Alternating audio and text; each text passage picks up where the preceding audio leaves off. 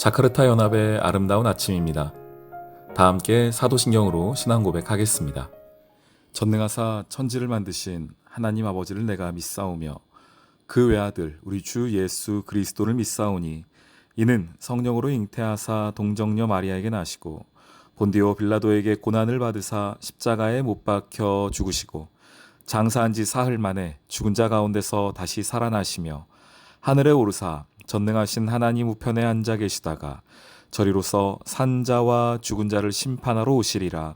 성령을 믿사오며 거룩한 공회와 성도가 서로 교통하는 것과 죄를 사하여 주시는 것과 몸이 다시 사는 것과 영원히 사는 것을 믿사옵나이다. 아멘. 유대인들과 예루살렘에 사는 모든 사람들아, 이 일을 너희로 알게 할 것이니 내 말에 귀를 기울이라.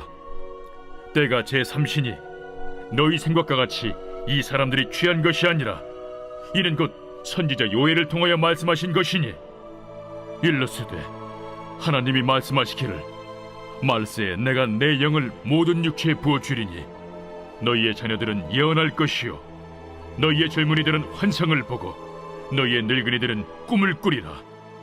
그때 내가 내 영을 내 남종과 여종들에게 부어주리니 그들이 예언할 것이요 또 내가 위로 하늘에서는 기사를 아래로 땅에서는 징조를 베풀리니 곧 피와 불과 연기로다. 주의 크고 영화로운 날이 이르기 전에 해가 변하여 어두워지고 달이 변하여 피가 되리라. 누구든지 주의 이름을 부르는 자는 구원을 받으리라 하였느니라. 이스라엘 사람들아, 이 말을 들으라. 너희도 아는 바와 같이 하나님께서 나사렛 예수로 큰 권능과 기사와 표적을 너희 가운데서 베푸사 너희 앞에서 그를 증언하셨느니라. 그가 하나님께서 정하신 뜻과 미리 아신 대로 내준 바 되었거늘 너희가 법 없는 자들의 손을 빌려 못 박아 죽였으나 하나님께서 그를 사망의 고통에서 풀어 살리셨으니 이는 그가 사망에 매어 있을 수 없었음이라. 다윗이 그를 가리켜 이르되 내가 항상 내 앞에 계신 주를 배웠으며 나로 요동하지 않게 하기 위하여 그가 내 우편에 계시도다.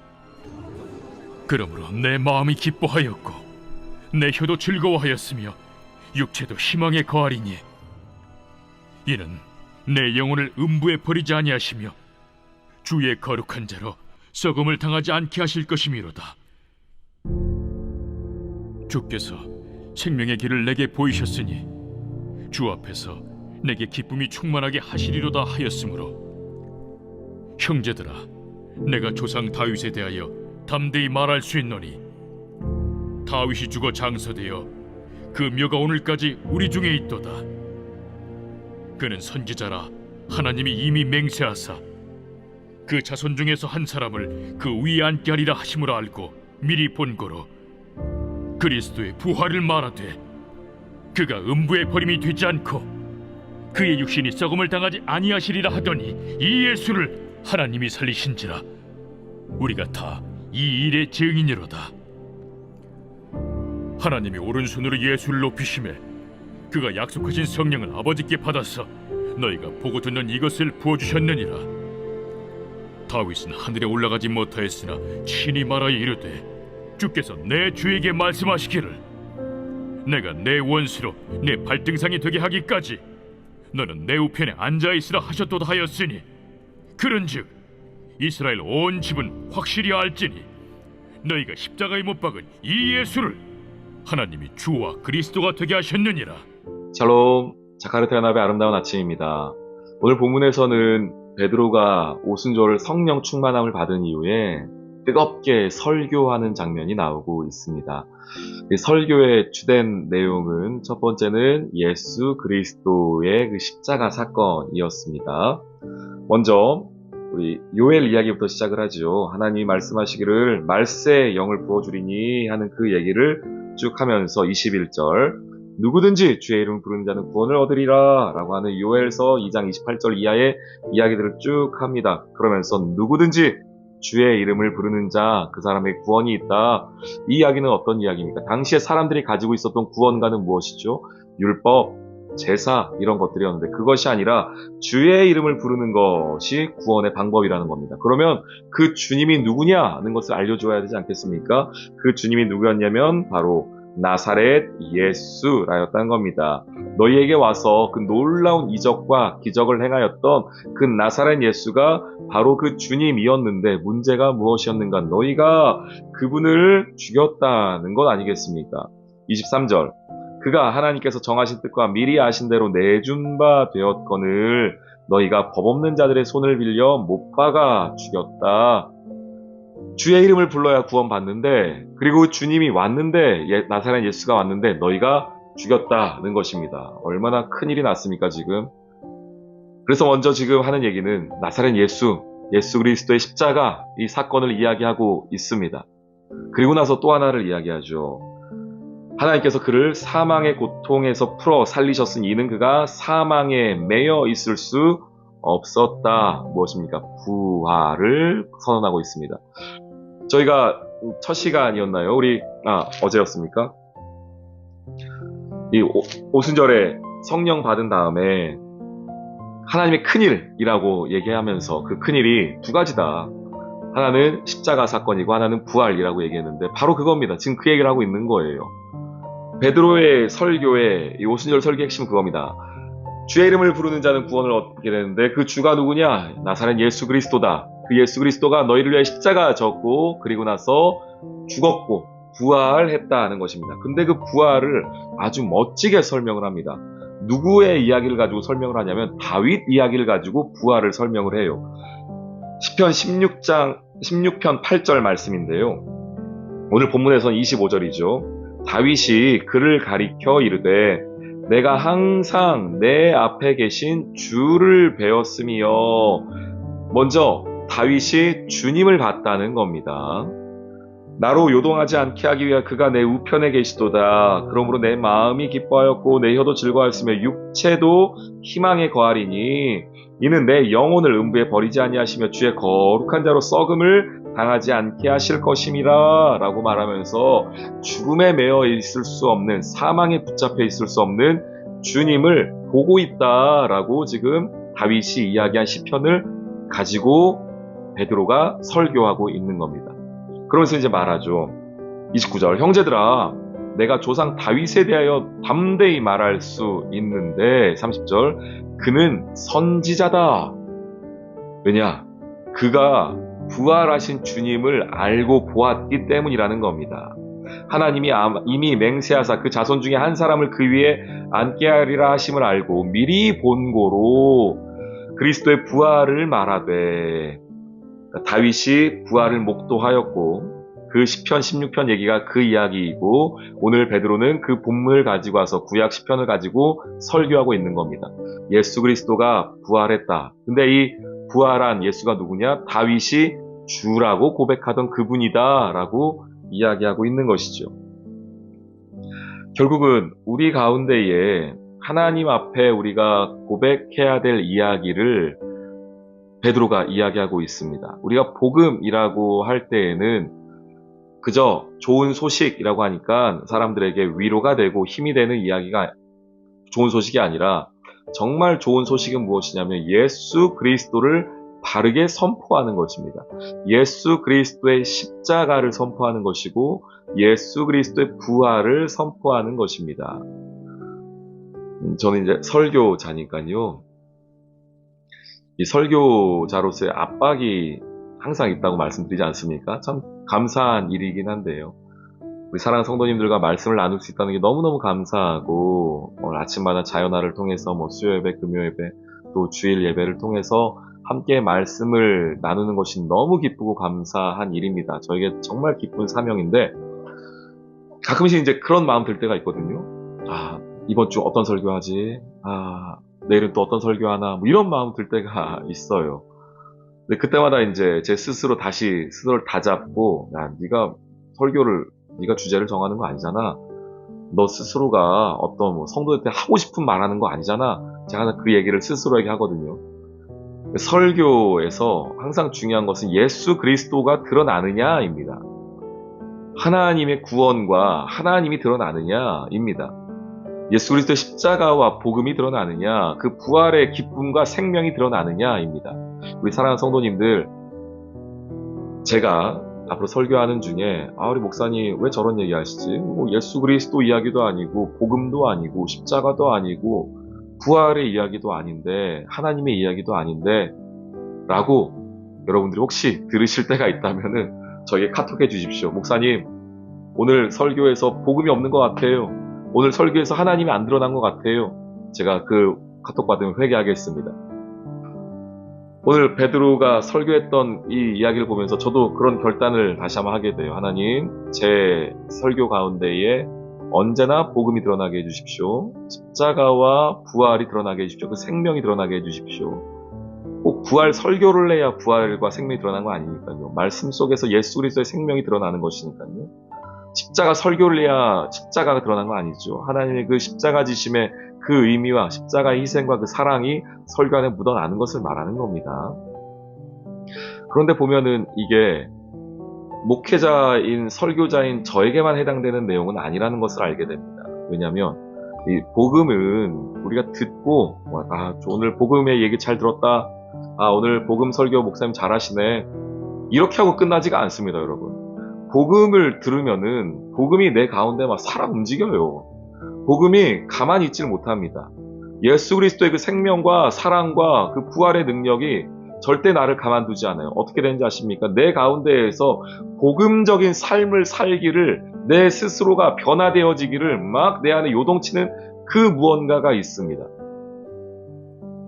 그저 설교를 잘 듣고 오늘 복음 설교, 십자가 설교 눈물 좀 흘리고 감격하고 감동하고 그것이 아니라 이제 이건 여러분 숙제예요. 저는 이제 바르게 설교하는 것이고요. 여러분 숙제는 뭐냐? 그 하나님을 말씀 가운데 발견했다면, 복음을 발견했다면 그러면 나는 복음적인 삶을 살고 있는가? 십자가의 삶을 나는 살고 있는가를 여러분들 하나님 앞에 끊임없이 묻고 그렇게 살도록 발버둥 쳐야 됩니다. 이 은혜예요. 이 힘입니다. 복음의 힘. 그저 좋은 설교 잘 들었다, 감동적이다, 눈물을 흘렸다가 아니라 그걸 들었으면 이제 나 어떻게 살아야 될까? 이번 한 주 나는 어떻게 그 복음의 삶을 살아야 될까? 오늘 아침에 우리 자연아를 통해 목사님이 저렇게 말씀하시는데 오늘 이 하루는 하나님의 그 부활의 능력이 내 삶 가운데 어떻게 나타날까? 십자가의 그 사랑이 내 삶에서 어떻게 나타날까를 고민하며 그렇게 사는 것이 복음의 능력입니다. 복음의 능력입니다. 우리 사랑하는 성도님들, 오늘 하루 그 십자가의 복음의 능력대로 사는 은혜가 있길 소망합니다. 부활의 생명대로 사는 은혜가 있기를 주님의 이름으로 축원합니다. 복음입니다. 십자가입니다. 부활입니다. 그거밖에 없습니다. 성도가 할 말도, 성도가 살아갈 힘도 오직 복음입니다. 오늘의 기도. 능력과 권세가 크신 하나님, 부활의 주님께서 우리에게 역사하사 확신과 기쁨, 생명이 가득한 삶이 되게 해주시니 감사합니다. 내게 주신 십자가의 복음을 부끄러워하지 않게 하시고 담대히 증거하는 증인이 되길 원합니다. 부활의 생명을 외치는 오늘 하루가 되게 해주세요. 예수님의 이름으로 기도합니다. 아멘.